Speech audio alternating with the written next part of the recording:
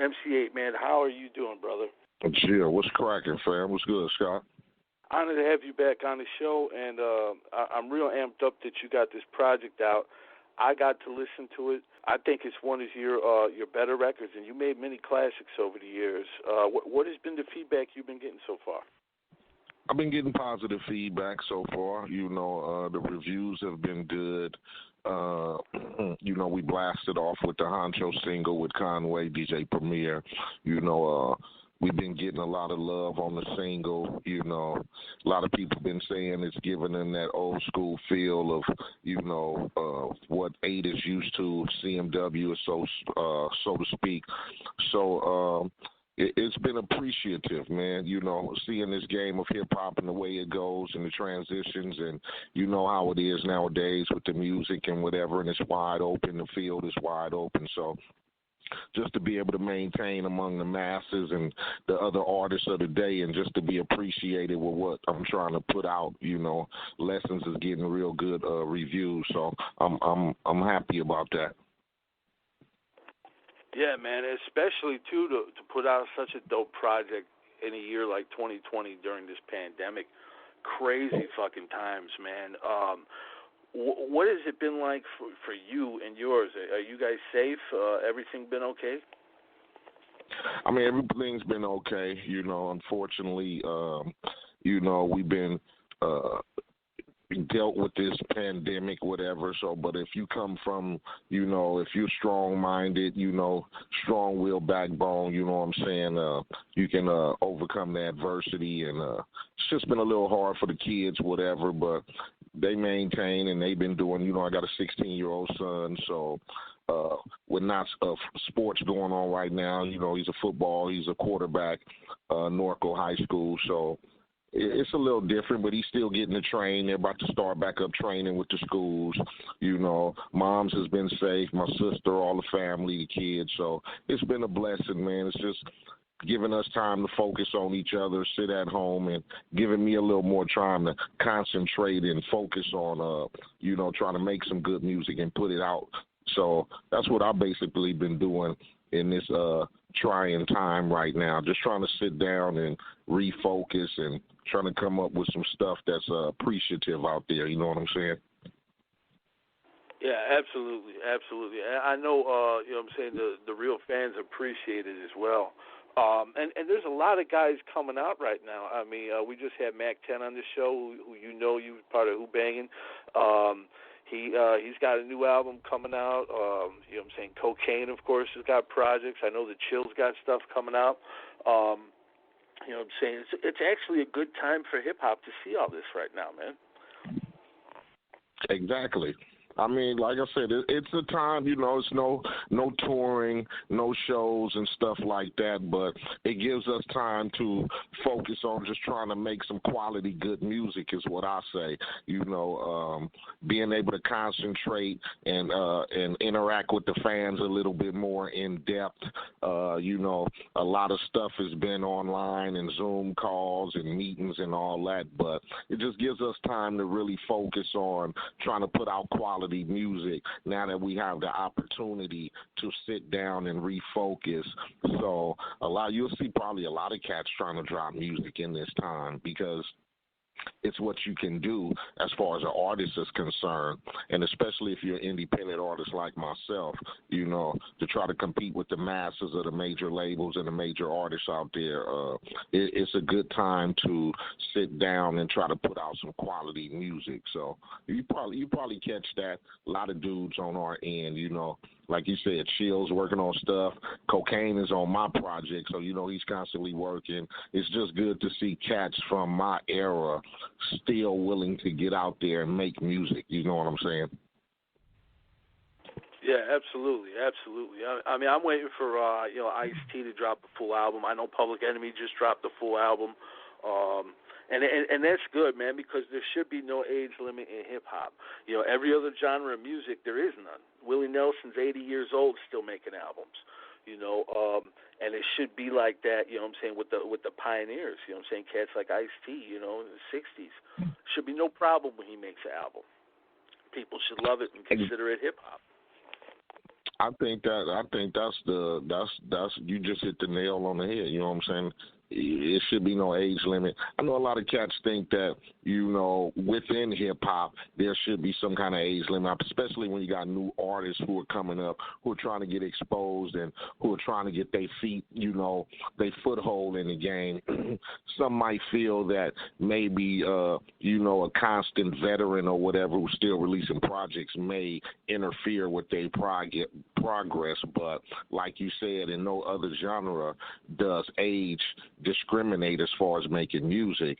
R&B, country, whatever it is, pop, whatever. It seems like it's only in hip hop, and I just think that's because it's more competition, and a lot of dudes don't like competition. Like a lot of dudes like the easy walk, but I'm one of those cats who feel like if you can put out music and you still can put out quality music and your fans still accept it and they still appreciate it and they want to hear it, then I feel that's where you should go with it. Yeah, 100%.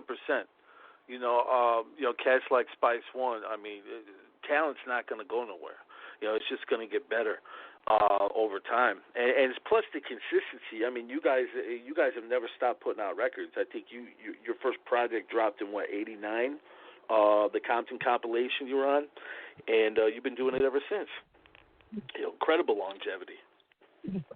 It's just about making good music, and if you can keep putting out that quality music that the fans that you gained from the beginning can still appreciate, as long as you can stay on that pattern and not stray away from that and get sidetracked by, the gimmicks or what's popular at the time. If you can withstand the test of time, so to speak, it's always going to be adversity you're going to have to fall for, you know what I'm saying? You're going to have to be able to pick yourself up sometimes. You might be on top. Sometimes there's this fall down. But you got to be able to pick yourself up and climb back up the ladder. And a lot of us veteran artists, we still around. We still have the ability to make music, so that's what we doing. And respect to all the veterans. Like you said, Public Enemy, I'm still messing with Primo, cats like Spice and myself and Busta Rhymes are still putting out projects, you know what I'm saying? So we need that.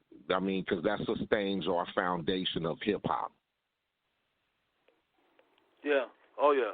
And your album, Lessons, is like a who's who of that foundation. I mean, you got so many legends on here. You know what I'm saying? Outlaws, Yuckmouth, you know what I'm saying? San Diego legend, Mitchie Slick. You know what I'm saying? How long did it take you to put this project together? Did you start working on it like in 2019, or is this all 2020? I started working on it maybe the end of 2019, just gathering music. That's what I do first. Try to gather all the beats first to figure out how many songs is going to go on the project. And then once I get enough beats on the table, I might go for maybe 20, 30, 40 beats. Once I gather all the music, then I'll just, it's all about the respect. And it's all about the relationships that you formed with cats over the years in this business. And I've been able to sustain those relationships and just mutually be fans of certain cats. So I'll just reach out to dudes that I'm fans of, or I have, homies with, on that aspect of outside of hip-hop or music that I just generally chat with and kick it with. So I called up cats like Primo. Corrupt was in the studio when I did the Mobb Deep song. I called up cats like Havoc, and, I bumped into Dave East in the studio out here, and we exchanged numbers, and that's how that happened. Premier, I've been dealing with him for so long, and he dealt with the Griselda cats, which I was listening to. I've been listening to them for about maybe 3 years now. Westside Gun, I've been following him for a while. Benny the Butcher, Conway. So it's just like, reaching out to your homies and, hey, man, I'm putting together a project, what you get down, and dudes be like, man, definitely. So, and it doesn't take long because cats, I send them the song, they send it back to me in 2-3 days, never have waited any longer than that. and you put the project together as you go along. So it probably took me about 4 or 5 months to get everything together, get everybody's vocals together, get the project mixed and mastered. And I like to work quick. Not that, being fast is less quality, but I try to put all into projects, and I don't like to stick around on them because I'm a fast worker. I'm not one of them cats who takes 2, 3, 4 days to write a verse or whatever. I figure the more I can get done, the more I can move on to the next. So it took me about 4 to 5 months to finish Lessons. Hell of a modern day classic, man. I can't wait for the people to hear it. We're gonna give them the Conway one, Honcho. This song's real deep. I know in this song he talks about when he got shot in the face, and say what was it like working with him? Conway's cool. I mean, we shot the video together. I mean, working with him was, it was just like working with somebody I've been working with for years. There's certain cats who are skilled when it comes to writing lyrics or telling stories about their upbringing or the situations that they've been in or homies or whatever.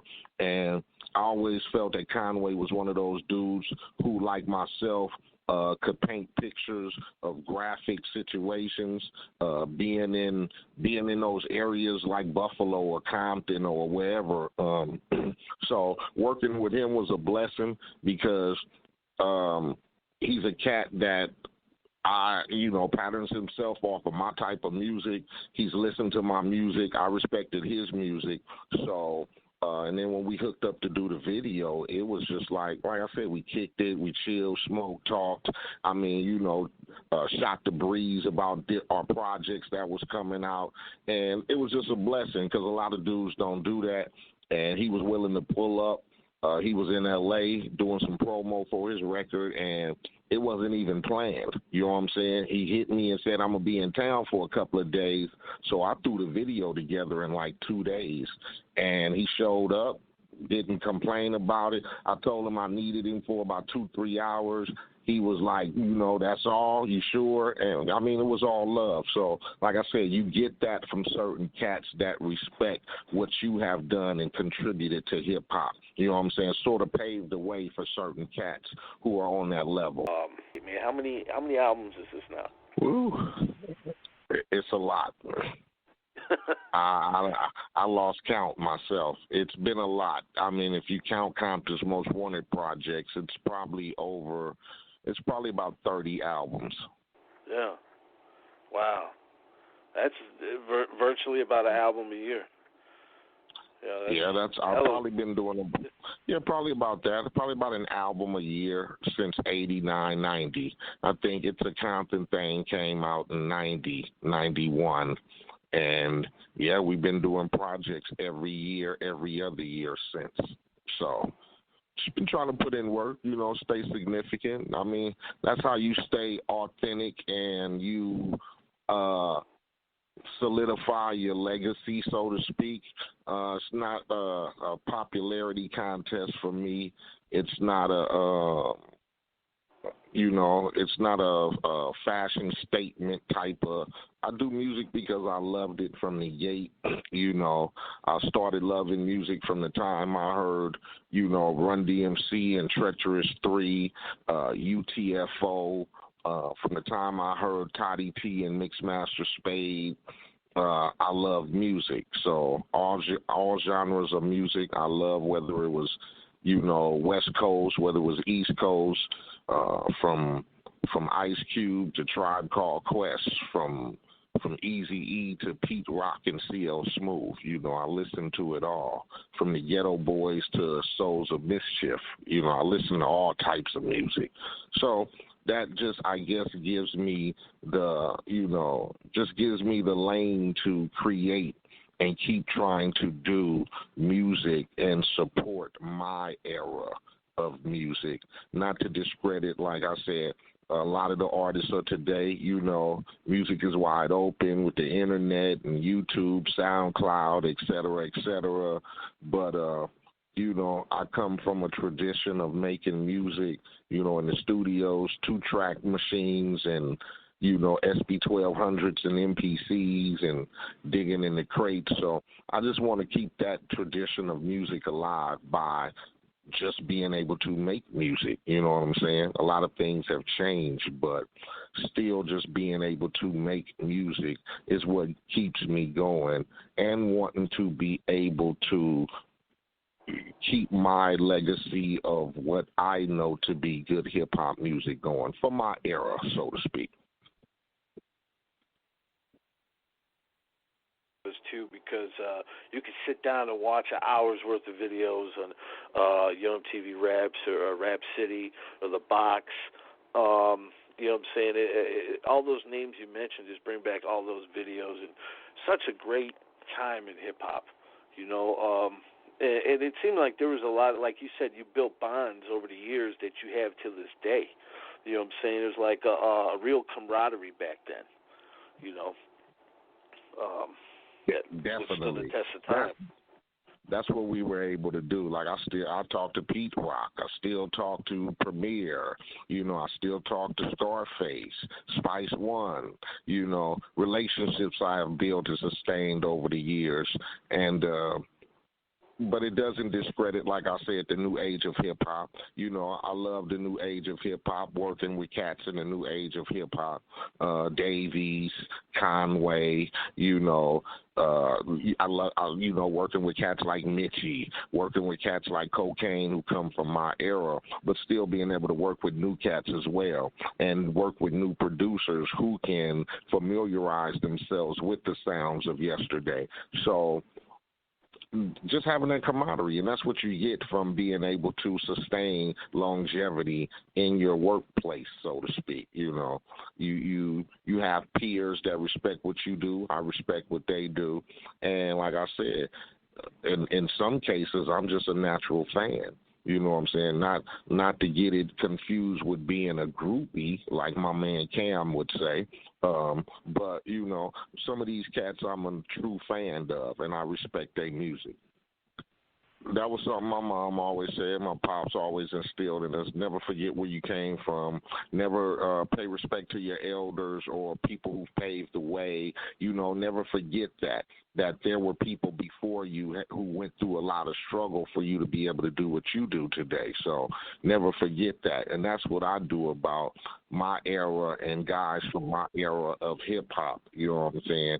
Being able to respect and have relationships, or the camaraderie, just shows that, we respected cats from our days. And like you said, dudes like that pay homage.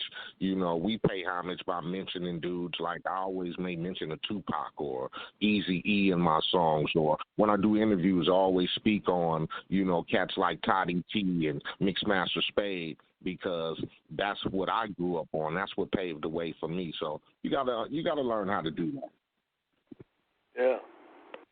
Yeah, man. And Eazy-E, it was crazy. Just the other day, it was like Eazy-E released Easy Does It on the 13th, I think it was, back in '88, and such a classic album, which stood the test of time. When I was talking to the Chill, he said you guys were on the video shoot for We Want Easy, I believe. It was either We Want Easy or Radio. Do you remember that? Actually, we were on the set for We Want Easy, and Chill was on the set for Easier Said Than Done. We had a relationship, with N.W.A. a little bit. We knew Ren, we knew Easy. Chill used to live across the street from somebody that Ren knew real tough, so he was always over there. And we would see him, and he would invite us to the video shoots, to the parties, to the pool parties, to whatever. So they looked at us as young cats from Compton trying to get into the game that they were in, and it was just trying to big brother little brother type. We know what y'all trying to do. We know the struggles of it because we're in it, and we're trying to, we had struggles ourselves. We going through them. So they gave us a little shine, and we appreciated that because, we looked at them as our big brothers in hip-hop, and we wanted to get in the game, and only everything we dreamed about was about getting Compton's Most Wanted on and being in a position like they were. So, yeah, you had that from some cats, who knew how the struggle was with the music business, and we all kind of came through the same back door, so to speak. Yeah. Oh, yeah. Man, I could just imagine if you guys had signed with Ruthless, man, that would have been insane. Did you ever think about that or talk about that with Eazy? We came through the back door, like I said. Everybody had connections to Lonzo and Unknown in them. We had our first single on Techno Hop. We knew Lonzo and Crew Cut. The Compton compilation was on Lonzo's label. So, unfortunately, Lonzo, had they were all a part of, West Coast distribution with Macola. It was Lonzo with Crew Cut. It was Unknown with Techno Hop, and Egyptian Lover had his label, Egyptian Empire, and then there was another label. And Lonzo basically, when we did the Compton compilation, Unknown was always present. So we got our start going through Techno Hop instead of Crew Cut, which Unknown in had his own connections. So we didn't have to go the N.W.A. route. I mean, had it worked like that, it probably would have been a blessing in disguise as well. But everybody had their own channels, whatever, and that's the channel we went through. And we got signed to Capitol Records right out the gate from doing our first little independent 12 inches, on Techno Hop. And then once we did that, 6-7 months later, we were signed to Capitol. Yeah, that's got to make you proud, too, that you guys, you guys did it on your own pretty much. I mean, you had people looking out for you, but you put in the work, the effort, and it paid off, Yeah, we did long nights in the studio with DJ Slip, trying to craft CMW. I wrote all the raps, in the beginning, for the first 3-4 albums, I wrote every rap. So it was strenuous trying to keep up, and because like I said, I was still a little knucklehead, wanted to be in the neighborhood and do that, but it was a little strenuous, but it was also it was also a joy because it was something that we were screaming for, we were praying for, late nights in the studio, in the garage, and late nights trying to create songs and come up with sounds so people would appreciate from Compton's Most Wanted. So it was like a gift and a curse, but it all paid off, and I wouldn't trade it for nothing. Yeah, absolutely. After you guys started to blow and stuff, did you talk to Eazy? Like, did he ever say like, "Oh man, I'm real proud of you guys," and because you guys achieved a lot of success early on?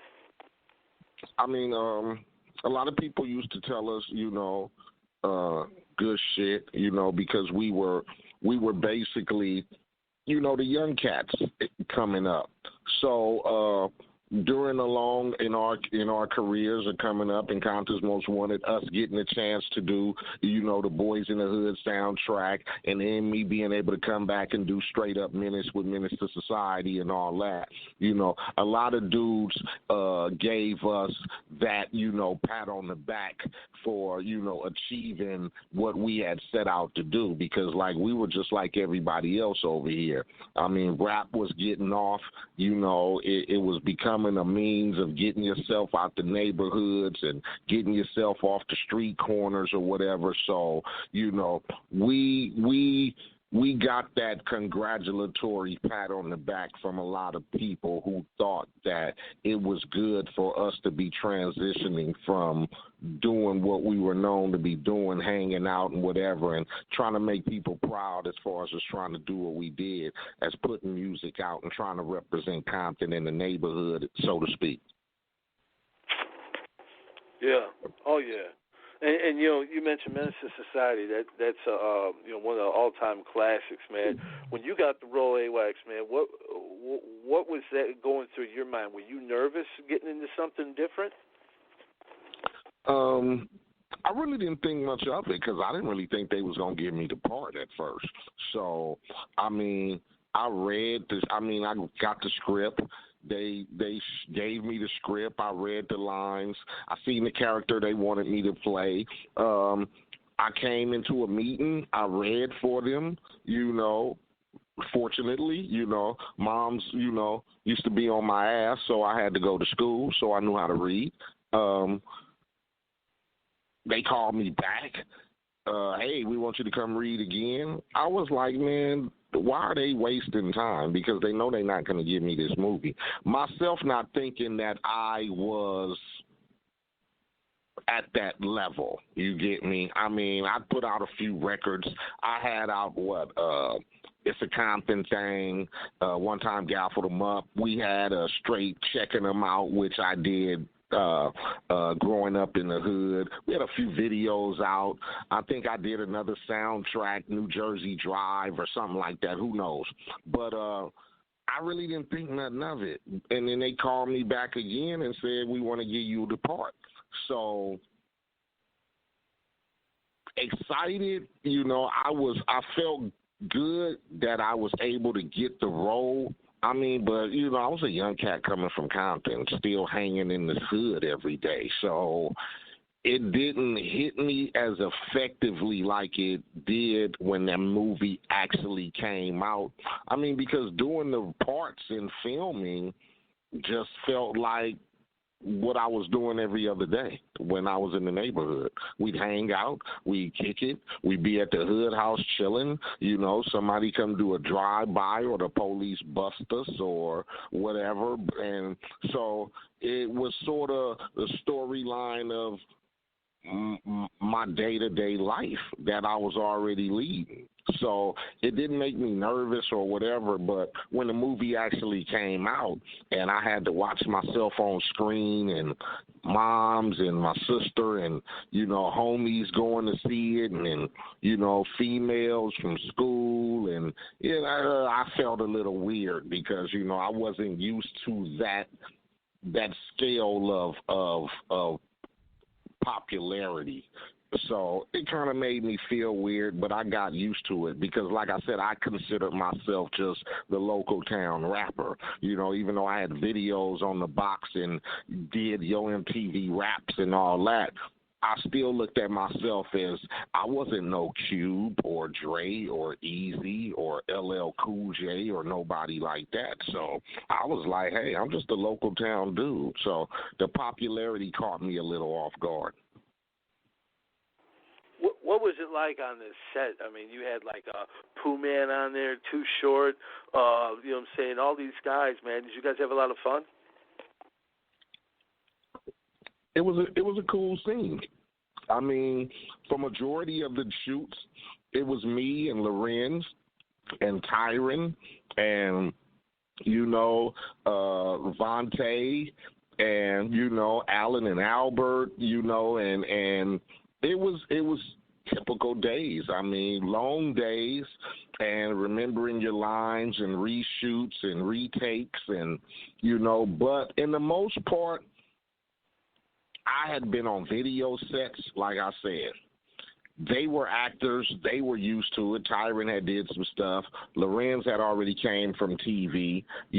Myself, I'd done I'd done 12-hour video shoots, so it was just a cool atmosphere because it was a lot of more. But I think that the situation or the atmosphere of us shooting and being together and the camaraderie was good. We had fun. We joked. Everything wasn't serious. I think it was just some young brothers who was finding their way and not knowing that what they were finna stumble on by doing Menace to Society.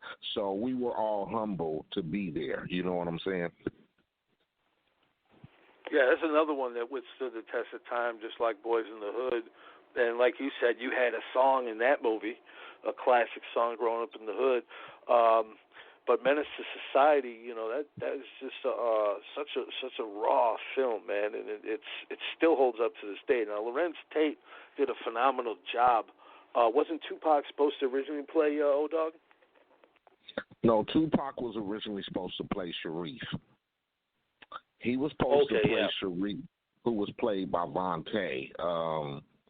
And, unfortunately, everybody knows the situation that happened. It didn't work out because Pac, was very vocal. He was very adamant about wanting his character to be seen more portrayed in the movie of why, there was no explanation to why he was the Muslim or why he was the peace brother, or so to speak. And he felt that with all his other roles, his characters, and what we were representing, that it should be it should be addressed in the movie why he was a Muslim, or why he wasn't the one who, would do the drive-bys or go out to do the whatever like we were doing. And, they didn't want to go through setting up his character of turning Muslim, and he had a problem with that, so he elected not to be in the movie. Yeah. Yeah, I think he would have done great in that movie too. I mean, I love it the way it is, but I think Lorenz Tate did a great job as well. I mean, you really can't go back. I would change this or change that. It's great the way it is. I mean, yeah, it's a good movie. I mean, it turned out perfect. I mean, who would know what Pac would have brought to the table had he agreed to play the role of that character? Maybe it would have been, bigger than it was. Maybe it wouldn't have, but what transpired and what came out of what was actually put together will always be remembered. And like you said, it's a cult classic. It'll go down in history as one of the good movies that depicts urban life and the pitfalls of, gang environments and, belonging and all that type of shit. So it came out good. I mean, I don't think nobody would change it. Yeah, I agree. When I saw you in that film, like I thought you had a natural performance, and I was like, okay, man, what's going to be the next project? And I didn't see anything, man. Why didn't you want to do anything else, or pursue acting anymore? Basically, because I didn't pursue it to begin with. I mean, the Hughes brothers, who were fans of my music, who listened to my records, thought that I would play a good role. And that's where that came from. It wasn't like I heard they were shooting Menace to Society and I'm like, oh, I'm going down there to try out for the role of AWACS. They thought that I would fit good in the role.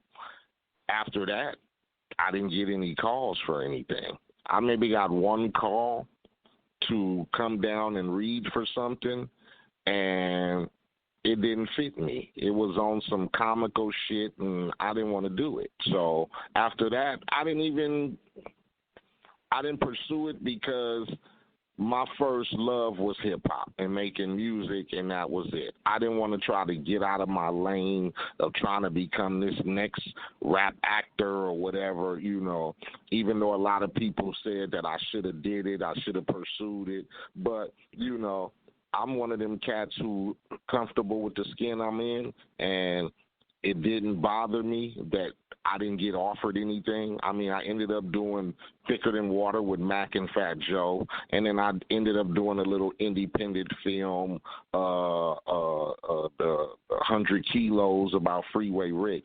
But other than that, it never sparked my curiosity to go after movie roles and act. I mean, I did it. People appreciated it. I appreciated getting the role, and, I respect everyone who thought it was a good thing, who saw it, but I wasn't into it, really. That's why. Yeah, definitely. Yeah, it makes sense, man. Your first love is hip-hop, and you've proved that. Now this new album, you know, say Lessons. We know it's going to be on digital platforms all over the place, so it's not going to be hard to find. What about for us guys that like the physical copies? Are you going to drop some CDs too? Yeah, I got CDs being pressed up right now, so you can go on my website, bluestampofficialgear.com, and CDs are there. You can order CDs. There's a link in there where you can order CDs. I'm pressing them up because everybody, true, like you said, true hip-hop fans and true connoisseurs of hip-hop, they like physical. They like CDs. They like vinyl, so we might be pressing up some vinyl too, because that's one thing I like to do is I like to get the fans, what they want, and if they appreciate it and they want CDs or vinyl because they have love for that era of hip-hop, then that's the least we could do is try to provide that. And that's something I take pride in. That shows me that there are real, true hip-hop heads still left in this world who appreciate vinyl or CD or, just as a collector's item because that's something that they want to have and hold on to. So, yes, we have CDs. Like I said, bluestampofficialgear.com is where you can find the CDs. And, yeah, we pushing them. Yeah, vinyl outsold CDs for the first time since the 80s, making a hell of a comeback. Cassettes too. Cassettes too, because I've been getting people asking about cassettes too. So that's like I said, that shows me that people are getting into the appreciation and love for the era that was authentic to us. You know what I'm saying? Records and DJs and cassettes, walking around with your boom box or the DJ scratching it up on the turntables, and even CDs came in after that. It's still, to be a thought of the past. I'll appreciate a good CD. You feel me? So I think that's what people are doing now. They're getting into the legacy of true hip hop because of what's going on now and the music and the style of music and what's been transpiring. And a lot of people want to have that old school feel good feeling again. You get me? Yeah. Oh yeah, definitely. Last time I talked to you, we were talking about how you and Quik, ended the rap feud that you guys had, which was epic. I mean, both of you guys, I wouldn't say either side won. I thought it was good for hip-hop, but it got, you said it was getting real at some point, but you guys were able to squash it after all these years. Is there any talks of you guys possibly doing anything in the future again, maybe a project or something? I mean, it's always open. I mean, I talk to Quik. I see Quik. I mean, we go to the studio. I run into him all the time. I got down with him and Problem on the Rosecrans project they put out. I think we did 2 songs on that project. Everybody loved what we did together, so it's always been talk of trying to collaborate, and that's my thing.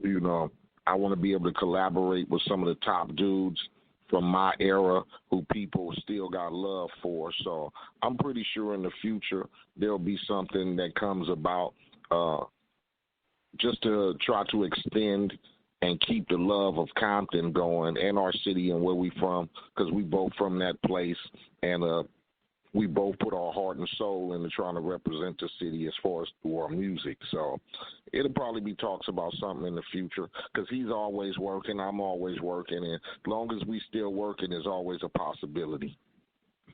Yeah, that should be so dope to hear that, man. So I remember back in the day, I was a kid, I'd be watching the box and whatnot, and I saw, the video, you had the cardboard cut out of Quik. I was like, oh, shit, man, this is getting real, And I was just a little kid, but it was entertaining, It definitely was something, man. It was one of the that was something that we had in hip hop, though. I mean, Not only me and Quik. I mean, you had LL and Kumo D. You had, I mean, all of you, Above the Law and the Lynch Mob, and Eazy and Dre and Cube and Death Row and Bad Boy, and, you know, even East Coast dudes had beef with each other. You know, it just transpired that way. I mean, not that we meant for it to go out of hand or people to lose their lives or it to get physical or whatever, but we always had beef. You know, KRS and them had beef with the MC Shan and them. You know, it just went down like that, and it wasn't you know, oh we gonna shoot a nigga or we gonna do this or do that. But you know, my crew and your crew, you know, we gonna break dance against y'all. Yeah, we gonna do whatever. My man gonna spit some lyrics. That's how it started. So, you know, that's how beefs, and I think not to say that in a negative form, but beefs was healthy for hip-hop. I love me a good beef on wax back in the days when it was just beef on wax, you know what I'm saying? Let's see who could drop the dope lyrics or who could say this or that or who got the nicest song on their comeback or whatever. So beefs have been around for a while. It's just that with music nowadays, it sort of gets out of hand because a lot of cats don't know how to take criticism, or they don't know how to take, you know, a rap beef or a rap battle for what it is. It turns into shootouts and people losing their lives and, you know, disses on Instagram and all that type of crap now. So, you know, but at one time, you know, it was hectic, but it was good for hip-hop, if you ask me. Not that we were trying to capitalize off of hurting each other, but a good rap battle was always good, if you ask me. Yeah. I think anything pre-Biggie and Pac was real good. You know, the Biggie and Pac stuff are getting serious, you know. But before that, it was all fun and games, man. I mean, it was all fun and games. I mean, it got deep a little bit, but like you said, it was all fun and games. And then, you know, unfortunately, you know, we as young black men and whatever, we started, you know, again, coming from my era, from gangs and coming from the hoods and all that.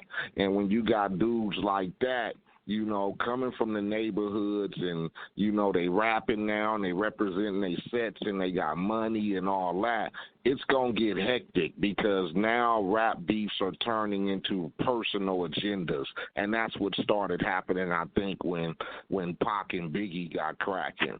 You know, it went from the typical, you know, yo mama this, yo mama that, or I'm the freshest this, I'm the freshest that, yo crew weak, you this or that. And it started going into I'll smoke you and shoot up your whole neighborhood and shit like that. So it got sidetracked for a minute, but and unfortunately, you know, a lot of the youngsters now in hip hop, you know, they on attack mode, and like you said, you can't speak on it because you don't know what they've been through. Like I said, I grew up in the hood, I grew up in poverty, you know, doing what I had to do to survive. But you know, once I got into the music business, you know, it kind of unfortunately toned me down a little bit because you got kids and you want to set yourself in a different light. But, you know, I know how it is out there in the streets.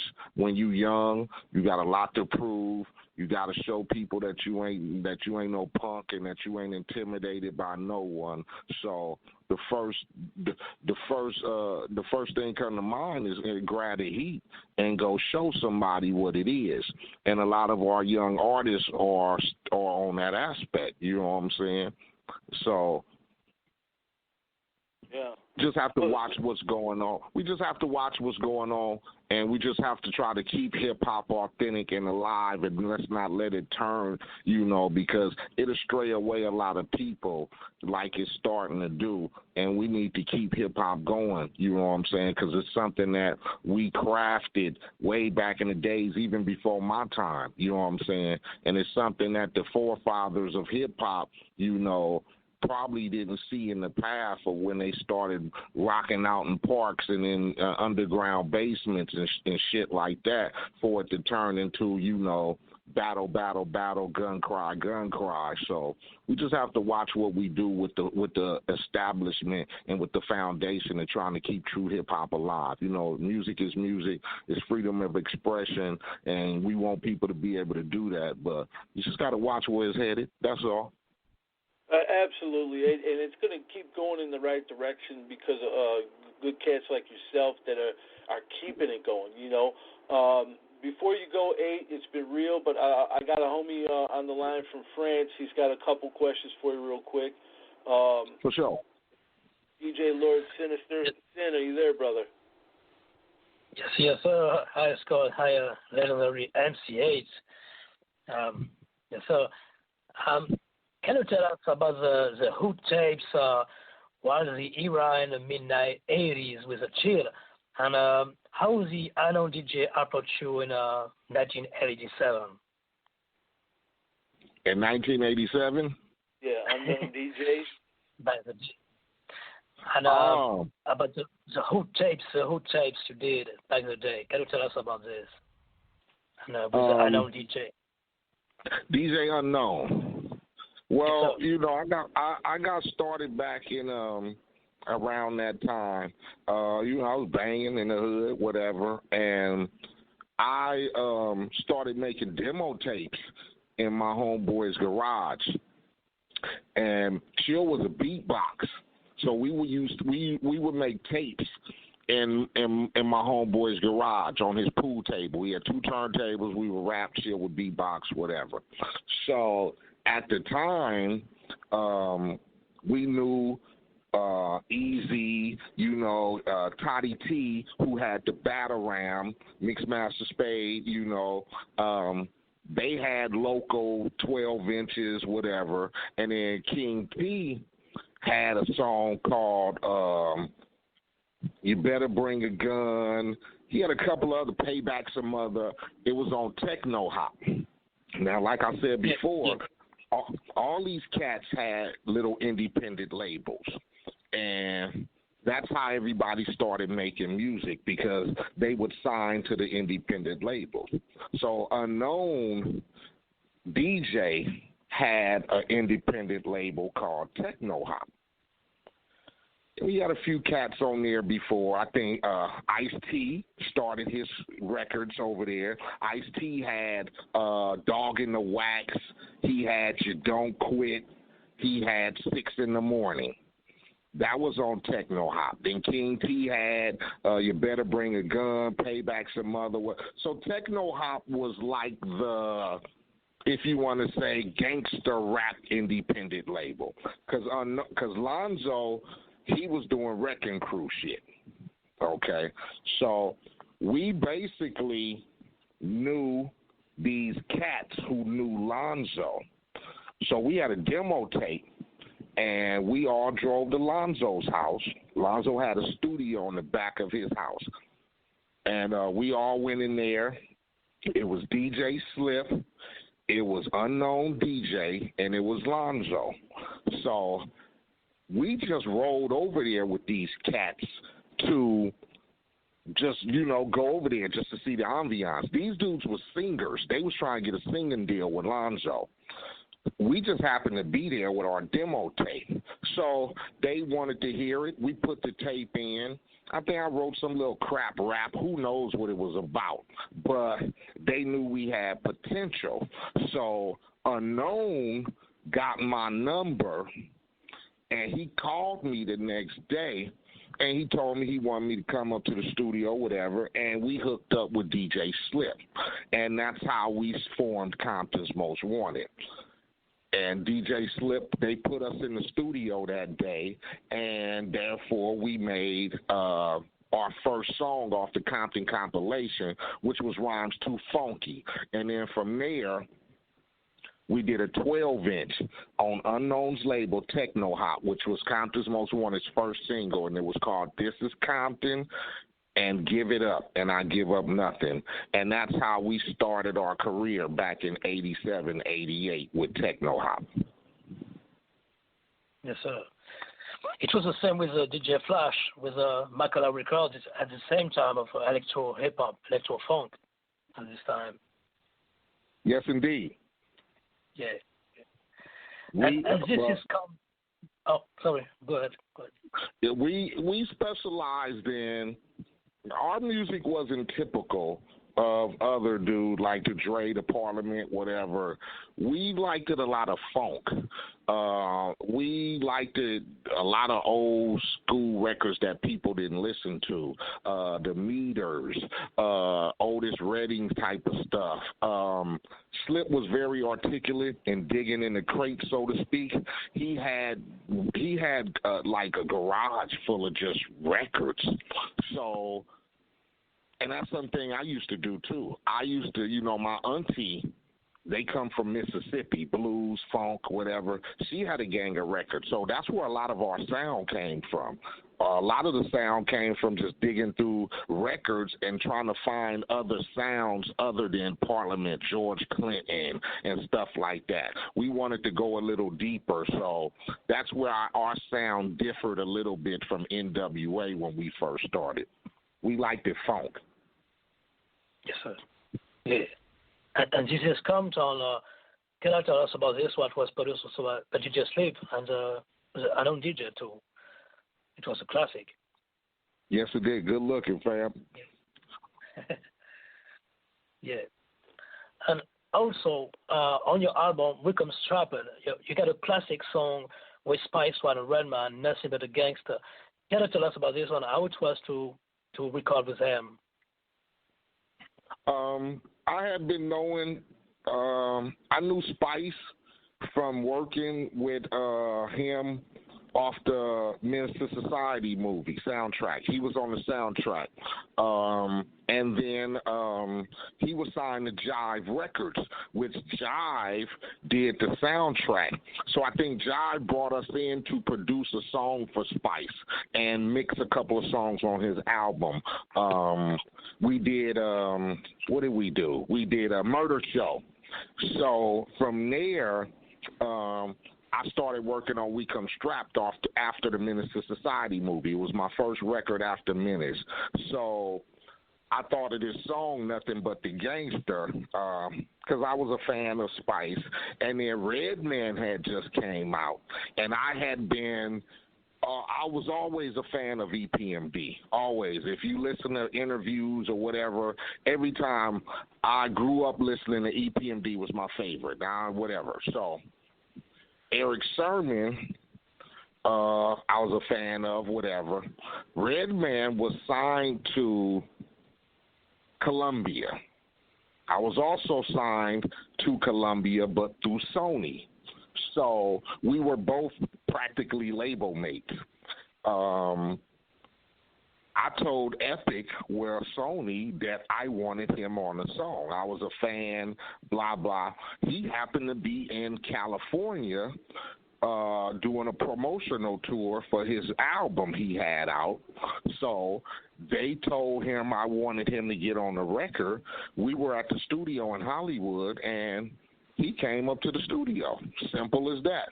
I played him the beat, told him what the song was about, and he came up with his rap on the spot. And then Spice flew down, I think, like a week later, and that's how we constructed Nothing But the Gangster. I was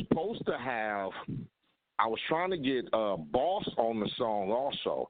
It was supposed to be me, Spice, Redman, and Boss from Detroit, but she couldn't get on the song because she couldn't get to L.A., so that's why it just ended up being me and Spice and Red. But a lot of people don't know that. But you'll hear, if you listen to the song, you'll hear at the end of Red's verse, he says, Spice, me, and Boss passed the biscuit, because we all thought Boss was going to be on the record, but she didn't make it on. Yes, sir. It's dope. Do you remember the first song gave you motivation for start to write rhymes? What you say?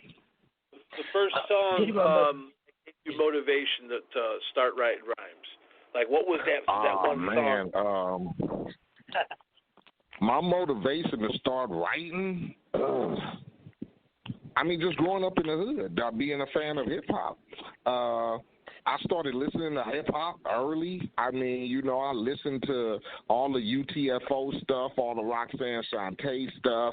I listened to all the Kumo D stuff, Treacherous 3, a lot of stuff like that. So my love for hip hop made me a fan, and then but I didn't start writing raps until I heard Toddy T, Mixmaster Spade, and Eazy-E, because even though I was a fan and wanted to get into it, I didn't know how my approach would be, because I looked at rap as being New York the Mecca, you get me?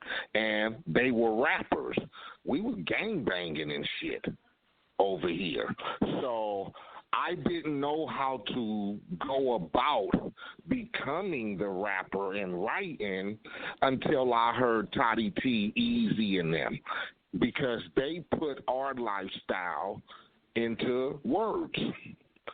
Gang banging, selling drugs, police brutality, racial profiling, not being able to get a job, coming home from prison, you know, baby mamas and beef with the enemies. That's what we were living. So that gave me the insight to start writing basically about what I saw every day. Because I was 14, 15, running the streets, gang banging, trying to sell drugs, going to jail every other night for loitering because we was gang bangers, you know, getting shot at or getting sweated or getting in fights and all that. So I just started writing about that because it's what I knew. And even though I had the skill to be a regular MC, like I could have wrote songs like LL, I'm bad, or, you know, I'm the freshest on the mic or whatever like that, but it didn't fit the criteria of what we were going through. So I felt that it would be just best to write about Tragnew Park and the gang banging and the dope selling and the police, because then I felt like that would be my way. First of all, it would be my way to represent the neighborhood I was from. Second of all, it would give people an insight on why we gang banging and what we do. So that's what I started writing about, and that's what gave me the insight to come up with songs that I come up with. And Tragnew Park, now Eazy was Kelly Park or Kelly Park. Okay, so is that, how far is that in proximity from each other? Basically, Kelly Park was on the east side of Compton. We were on the west side of Compton. So you probably say maybe about 2 to 3 miles from each other. Oh wow. Okay, so you guys are right there. I mean, everything was on Alondra. You go down Alondra, you're gonna run through half of the Crip gangs in Compton. If you start on Alondra and Atlantic, you're going to go through Atlantic Drive, you're going to go through Kelly Park, you're going to go through Southside, Neighborhood, you're going to go through Spooktown, Acacia Block, Farm Dogs, Park Village, Wilmington Arms, Nutty Block, and then you hit Tragnew and then Lantana and then Swamptana. Wow. So all of those gangs are on one main street going down through Compton. Man,